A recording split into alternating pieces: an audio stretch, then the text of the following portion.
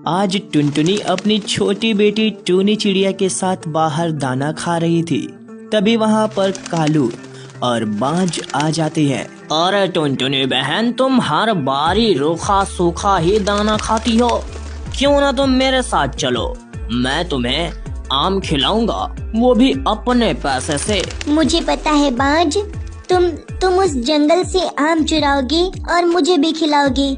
मैंने आज तक पूरी जिंदगी में कभी भी चोरी का कोई सामान नहीं खाया है। मुझे जो भी रूखा सूखा मिलता है मैं उसी में खुश रहती हूँ। तुम जाओ और चोरी का सामान खाओ, मुझे नहीं खाना। मैं तो जाऊंगा ही, वैसे भी भलाई का जमाना नहीं है। मैं तो तुम्हें चोरी करके खिलाने वाला था, पर शायद तुम्हारे नसीब में वो भी नहीं है। खैर छोड़ो, चलो कालू हम दोनों चलते हैं। ऐसा बोलकर कालू और बांझ वहाँ से चले जाते हैं और दोनों आम के बगीचे में पहुँचते हैं। काफी देर आम खाने के बाद बांझ कहता है, अरे वाह, आज तो हमने लगभग एक पेड़ पूरा खत्म ही कर दिया है। अब चलो घर चलते हैं, वरना कहीं रखवाला आ गया तो बड़ी शासत हो जाएगी। हाँ बाज, तुमने बिल्कुल सही कहा, मैं भी कुछ यही सोच रहा था। चलो जल्दी से बचे कुछ आम को इकट्ठा कर लेते हैं और अपने घर चलकर खाते हैं। इसके बाद कालू और बांझ मिलकर सारा आम एक टोकरी में इकट्ठा करते हैं और उड़ते हुए सारे आम को लेकर सीधा अपने घर आते हैं। इस तरह बांझ और वो कालू कौवा मिलकर जंगल का सारा आम चुराया करते थे और अकेला ही खा जाते थे। पर टूनी चिड़िया वहाँ पर बिल्कुल नहीं जाती थी। ऐसे ही एक दिन की बात है, जब टूनी चिड़िया जंगल के रास्ते से जा रही थी, तभी उसे रास्ते में एक गिरा हुआ आम दिखाई देता है। अरे ये इस जगह पर आम कहाँ से आया? यहाँ पर तो शायद मुझे पता है एक भी आम का पेड़ नहीं है। फिर ये आम आया तो आया कहाँ से? मुझे तो कुछ भी समझ नहीं आ रहा। एक काम करती हूँ, इस आम को उठा कर देखती हूँ। इसके बाद टुनटुनी चिड़िया सीधा आम के पास जाती है और उस आम को उठा लेती है। जैसे ही वो उस आम को उठाती है, वहाँ पर एक सोने के आम का पेड़ प्रकट हो जाता है। आओ टूनी चिड़िया, मैं तुम्हारा ही इंतजार कर रहा था। मैं तुमसे खुश हूँ और तुम्हें एक सोने का आम देना चाहता हूँ। क्या? तुम कौन हो और इतना विशाल सोने के आम के पेड़ में कैसे बदल गए? मैं क्या करूं? तुम कोई मुझे नुकसान तो नहीं पहुंचाओगे ना? नहीं, मैं तुम्हें कोई नुकसान नहीं पहुंचाऊंगा टुनटुनी चिड़िया, बल्कि मैं तो तुम्हारी मदद करने आया हूँ। पर वो मदद करने से पहले तुम्हें मेरे एक पहेली का सही जवाब देना पड़ेगा। ठीक है आम के पेड़ जी, मैं कोशिश करूंगी कि आपके पहेली का बिल्कुल सही जवाब दूं।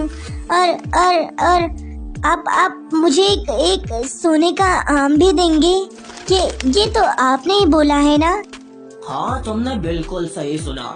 मैं तुम्हें एक सोने का आम दूंगा, इससे तुम्हारी जिंदगी बिल्कुल बदल सी जाएगी। चलो अब जल्दी से मेरे एक पहेली का सही जवाब दो। बताओ वो क्या है जो 3 अक्षर का होता है, उल्टा सीधा एक समान होता है। उसे या तो लिखो उल्टा या फिर लिखो सीधा, वो एक समान ही लिखा आता है। जल्दी से इसका जवाब दो टुनटुनी चिड़िया। आखिर ऐसी कौन सी चीज हो सकती है जिसे उल्टा सीधा लिखने पर एक जैसा लिखा है? वो क्या हो सकता है? दोस्तों, आप लोग चैनल को सब्सक्राइब करके वीडियो को लाइक करो और कमेंट करके बताओ जल्दी से कि वो क्या चीज हो सकती है। तब तक मैं भी सोच रही हूँ क्या हो सकता है, क्या हो सकता है। ऐसा सोचकर टुनटुनी चिड़िया काफी निराश हो जाती है। दोस्तों, तब तक आप लोग चैनल को सब्सक्राइब करके कमेंट में बताओ इसका सही जवाब क्या होगा। काफी देर तक सोचने के बाद टुनटुनी चिड़िया इसका सही जवाब उस जादुई आम के पेड़ को दे देती है। सुनो पेड़, तुम्हारी इस पहेली का सही जवाब है जहाज। जहाज को अगर तुम उल्टा और सीधा किसी भी तरीके से लिखो, वो जहाज ही लिखेगा, ना कि कुछ और। इसका सही जवाब यही है। अब आप बताओ, क्या इसका सही जवाब यही है? हाँ, बिल्कुल सही जवाब दिया है टुनटुनी तुमने। मैं तुम्हारे जवाब से बहुत खुश हुआ। ये लो एक जादुई सोने का आम। जाओ, ये हर रोज तुम्हें 50-50 सोने के सिक्के देगा। तुम्हारी जिंदगी अब तो बदल ही जाएगी। हा हा हा।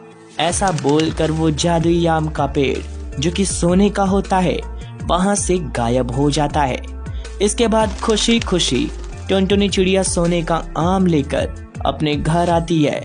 अगले दिन उस आम से 50 सोने के सिक्के बाहर आते हैं, जिसे देखकर टुनटुनी चिड़िया बहुत ज्यादा खुश होती है। इस तरह वो एक गरीब चिड़िया से और अपनी ईमानदारी से एक बहुत ही ज्यादा अमीर चिड़िया में बदल जाती है और खुशी खुशी आगे का जीवन अपनी बेटी के साथ बिताने लगती है।